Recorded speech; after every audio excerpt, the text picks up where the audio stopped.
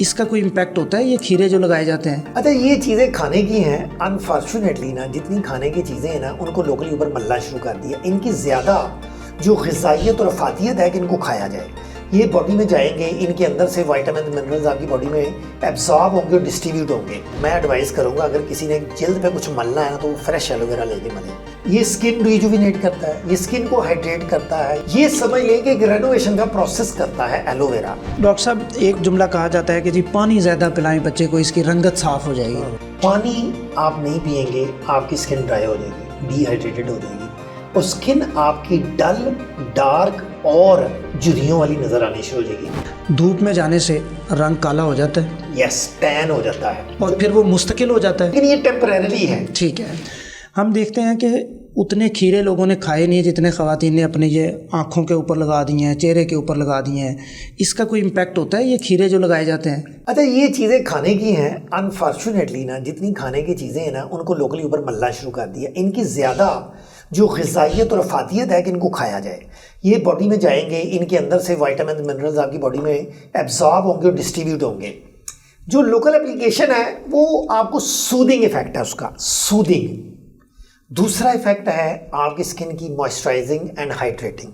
Yes, आपको चीज़ जिल्द पे मलते हैं, उसके मलने से उसकी मैंने जैसे बताया मसलन वो कौन सी चीज़ें हो सकती हैं? जिसमें आपके एलोवेरा है, ये एक एक्सीलेंट मिरेकुलस प्रोडक्ट है। मैं एडवाइस करूंगा अगर किसी ने जल्द पे कुछ मलना है ना तो वो फ्रेश एलोवेरा लेके मले। ये स्किन रिजुविनेट करता है, ये स्किन को हाइड्रेट करता है, ये स्किन आपकी ये समझ लें कि एक रेनोवेशन का प्रोसेस करता है एलोवेरा। ये एक अच्छी चीज़ है।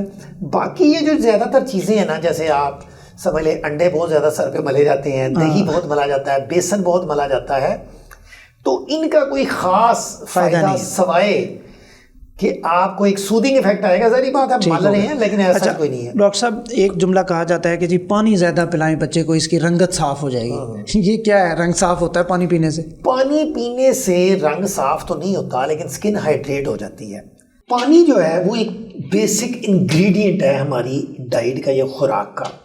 पानी आप नहीं पिएंगे, आपकी स्किन ड्राई हो जाएगी, डिहाइड्रेटेड हो जाएगी और स्किन आपकी डल, डार्क और झुर्रियों वाली नज़र आनी शुरू हो जाएगी। इनडायरेक्टली इसका इफेक्ट ये है कि अगर आपकी स्किन हाइड्रेटेड रहेगी, अगर आपकी स्किन जो पानी आप पिएंगे तो आप डिहाइड्रेटेड नहीं होंगे तो आपकी लुक फ्रेश आएगी। एक बंदे को फ्रेश लुक के लिए, अच्छी स्किन के लिए कितना पानी पीना चाहिए? मेरा ख्याल है कम से कम उसको रोज़ाना 12 से 14 गिलास पानी पीने चाहिए, कम से कम रोज़।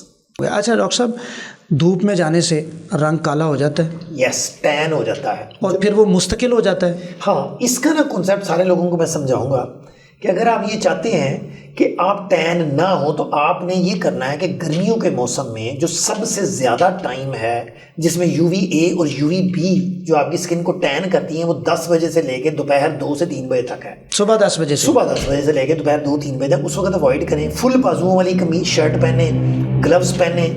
लेकिन अगर आपकी बहुत मजबूरी है बाहर जाने की तो आपने सन ब्लॉक यूज़ करना है। होता क्या है कि जब आप धूप में जाते हैं तो आपकी बॉडी पे सूरज की शुआएं पड़ती हैं स्किन पे, तो प्रोटेक्टिव मैकेनिज्म के तौर पे मेलानिन प्रोड्यूस होती है। वो मेलानिन आपको टैन कर देती है, लेकिन ये टेम्परेरी है। ठीक है। जिस वक्त आप सनलाइट अवॉइड करेंगे, आप सर्दियाँ आएंगे, आपका रंग नॉर्मल हो जाएगा, लेकिन टैनिंग हो जाती है धूप में जाने से। क्योंकि हम देखते हैं ना, जो बच्चा गांव देहात में छुट्टियां गुजारने गया, जब वो वापस आता है तो वो सांवला सा रंग हुआ होता है उसका। इसमें जो सबसे ज्यादा फैक्टर है, अगर आप बीच पे गए हैं, वहाँ पे सैंड भी है, सन भी है और वाटर भी है, तो आप समझ लें आप डेफिनेटली, मेरे साथ कई दफ़ा सांवला हो जाएगा, सांवला हो जाता है। मेरे साथ ये हुआ कि मैं शुरू में मतलब अर्ली 2000 में 2001-2 में अमेरिका से पढ़ के आया, तो मैं वहाँ दोबारा जाता था छुट्टियों पे दोस्तों से मिलने, तो बीचेस पे मैं इधर उधर जाता था। तो जब मैं हफ्ते बाद वापस आता था मुझे खुद पता नहीं लगता था। तो मेरे सारे दोस्त सारे लोग कहेंगे यार तुम किधर से काले होके आ गए। तुम कहते थे मैं अमेरिका गया हूँ, लेकिन तुम काले होके आ गए हो।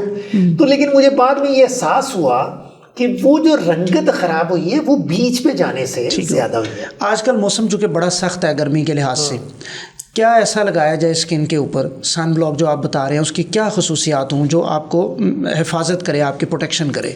उसमें जी सबसे अहम बात यह है कि कम से कम उसके ऊपर जो SPF लिखा होता है, सन प्रोटेक्शन फैक्टर, ये कम से कम 40 होना चाहिए, क्योंकि आजकल बहुत ज़्यादा धूप है। 40 या 60, 40 कम से कम, 60 वाला बेस्ट है।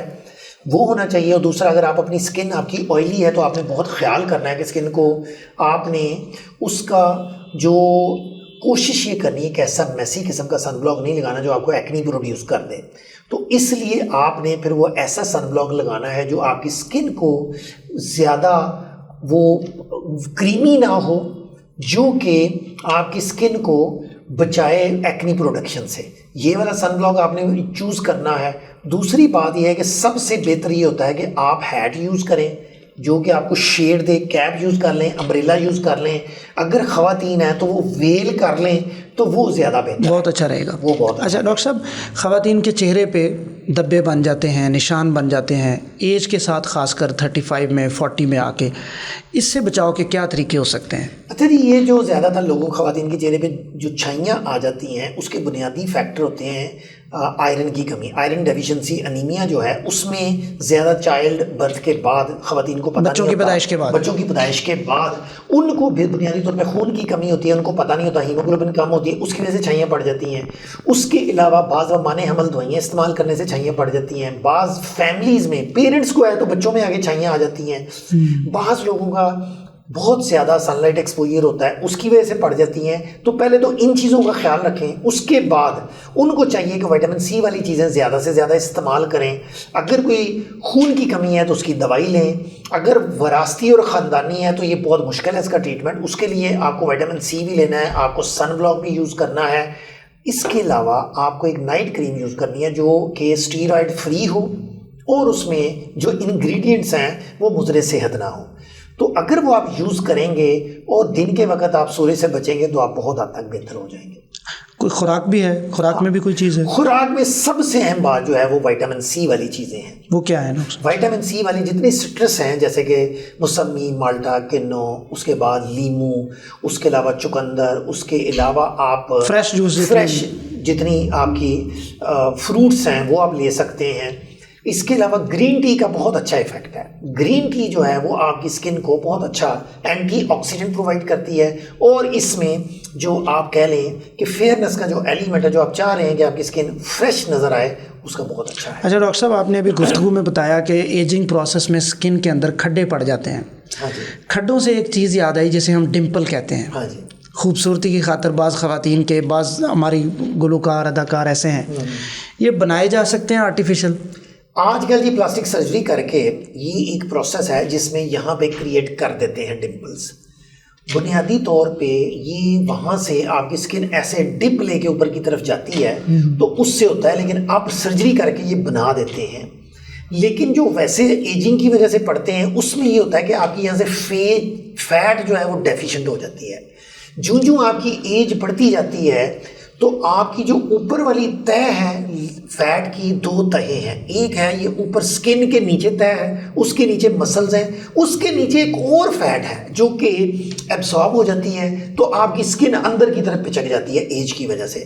और एक है कि आपकी स्किन ऊपर से फैटी है तो वो सगी हो जाती है। अगर आप इसकी केयर करेंगे तो ये नहीं होगा। उसके लिए आपको, अगर आपकी ऊपर से स्किन सैगी हो गई है तो आपने एनर्जी बेस्ड जो डिवाइसेस हैं, जैसे कि मैंने पहले जिक्र किया, ट्राइपोलर है, हाइफू है, अगर आप ये ट्रीटमेंट करवाएंगे तो इनसे आपकी स्किन टाइट हो जाएगी। लेकिन अगर कोई खड्डा पड़ गया है या स्किन अंदर की तरफ पिचक गई है तो उसके लिए फिलर्स हैं, हाई हाइलुरोनिक एसिड के जो हम इंजेक्शन लगाते हैं उससे वो गैप फिल हो जाता है। इसकी मिसाल मैं यूँ दूंगा, ये एक सीमेंटेशियस मटेरियल है, जैसे सीमेंट होता है वो अंदर जिल्द में लगाया जाता है तो वो फिलिंग कर देता है, तो आपकी जिल्द ऊपर उठ जाती है तो वो आपका हो जाता है। बिल्कुल ठीक है, बहुत शुक्रिया डॉक्टर साहब। डॉक्टर वारिस अनवर हमारे साथ मौजूद थे और हमने जिल्द के बारे में बड़ी ज़बरदस्त मालूमात इनसे ली। अपने मेज़बान डॉक्टर अब्दुल बासित को इजाज़त दीजिए। अल्लाह हाफिज़।